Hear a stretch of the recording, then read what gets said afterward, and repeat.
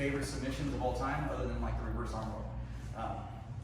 Okay, so the things that we were doing for old school as well as plan B, we need to all put them kind of together so we can start getting this electric choke, okay? So we'll start. You guys already know what the feet are supposed to look like.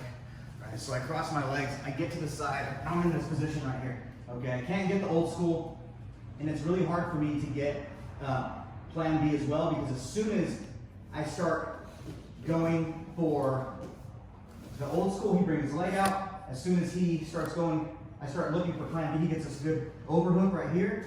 He sees me getting closer to get tight, and now he starts looking for a cross face, or he gives me that foot, so his balance is better, okay? So now from here, what I need to do is just how we were extending to get that plan B, I need to do that same thing for the electric chair, okay? So can you sit up a little bit? Yeah. So if you can see, I have my underhook here, and I'm getting that really good underhook. As I extend my legs straight down, and then I'm gonna pendulum over to my left, this hand, that's the underhook, is gonna come under his belly here, and then once there's a point of no return, I'm gonna pull it over to his armpit, okay? So this is what I'm doing under. I'm here, I'm gonna roll here, and then once he's past my body line, it's gonna come up here, okay? And at the same time I'm doing that, I'm gonna bring this knee up to my shoulder, all right? So we'll go slow. I'm here, I start extending him, my hand comes under, and I'm extending right here, okay? I need his knee on my shoulder, okay? And I'm not splitting him up right now, but what I need to do is I'm extending my legs as far as I can, and then from here, I'm gonna gable grip. I'm gonna keep this knee right on my shoulder right here, okay? Now I'm gonna hug his knee into me here, and now I'm gonna extend to get that stretch, okay? So we talk a lot about 45-degree angles here, right? He's not really on a side split or a front split. It's kind of a mixture of both at that 45, and that's what I'm doing. I'm splitting his legs at that 45, where he's really weak, and even if he's flexible, he's not gonna be able to be flexible enough to get out of this, okay? Now, this is a submission I'm looking for right here. If he starts trying to base his hands and push himself back into me, right? That's one of the ways out of this. I have to make sure I keep my hand right on his armpit, and I continue to push forward to break him down, okay? I build that frame, so when he tries to stand up, he can't. And now I can go back to my position that I need here, okay? Now, the other thing he can do to defend this is he's gonna give up the sweep so I don't submit him. And all he's gonna do is gonna turn to his back, and I'll still have my lockdown, and I have this position. Now from here, I'm just gonna unlock my legs and finish that side control, controlling this leg, okay? So those are the two things that he can do, and that's what we'll do to combat that, right? If we get stuck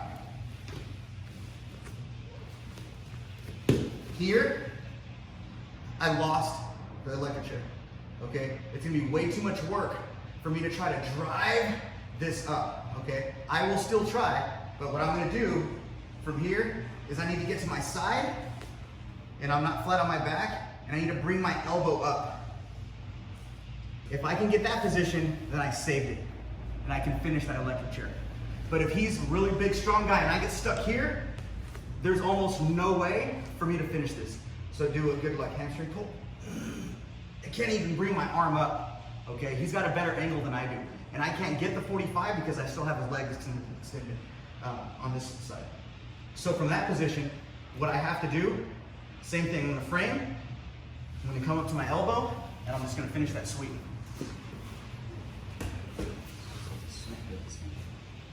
Okay? So if you don't get the electric chair, the sweep is always there. Okay? So let me do the electric chair one more time. Super important to make sure that I'm extending my legs.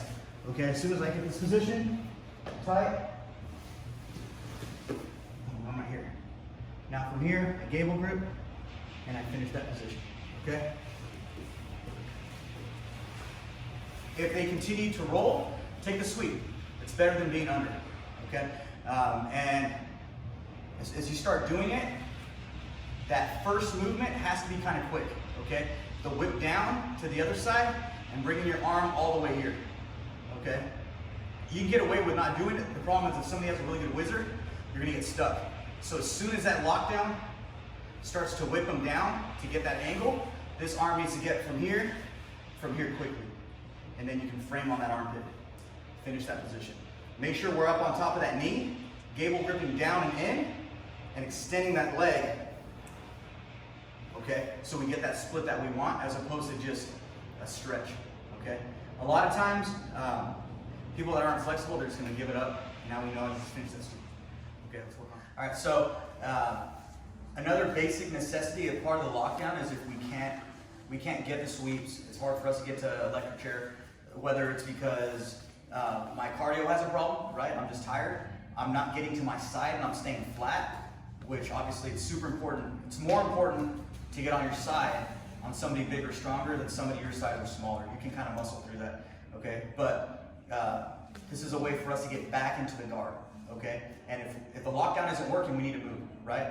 And that's why this system is so good at going from a lockdown back to full guard, to a rubber guard, to butterfly guard, and you're just constantly moving until something works to get that sweep or to submit, okay? So I'm gonna get the lockdown, and I'm getting into this position, and like I said, I'm either flat or he's just really heavy on me. There's something that I can't do, right? I have a weak underhook, or he has got a good overhook. This side. All right, so you want to move over here to this side real quick so you can see that angle.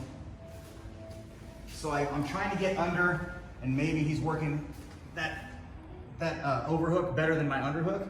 So what I need to do is I need to forget about getting to this position, okay? And what I'm gonna do from here is I'm gonna extend my head, and I'm gonna get a C-cup grip right on the inside of his knee, okay? And as I get this position here, I'm gonna start extending as much as I can, okay? And even if he's driving down into me, his knee's staying out. And it's really easy for me to bring my knee up, get a butterfly hook, or come all the way out. And now we're starting in the full guard again, where I can start thinking about working my rubber guard or a butterfly guard or anything from there, okay? So Eddie calls this the pimp arm. You gotta keep your pimp arm strong, it's pretty funny. But if I have it bent here, I'm not doing anything about it, right? I don't really have good control of him. There's nothing I can do. But if I extend it and build that frame, that's what he talks about, keeping that pimp arm strong. I'm extending it and framing it so he can't move. There's nothing he can do about it, okay? Even if he comes up to come up to your foot, right? And he's driving down this way, it's even easier for me here to keep that pimp arm strong, and it's coming all the way around. Get him back in that guard, okay? So I'm extending, keeping that frame, getting a reverse C-cup.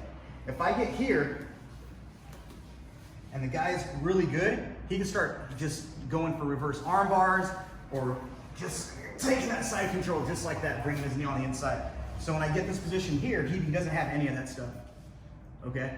So keep it strong here, up, over, get my hips under him, and now let's control this way, okay?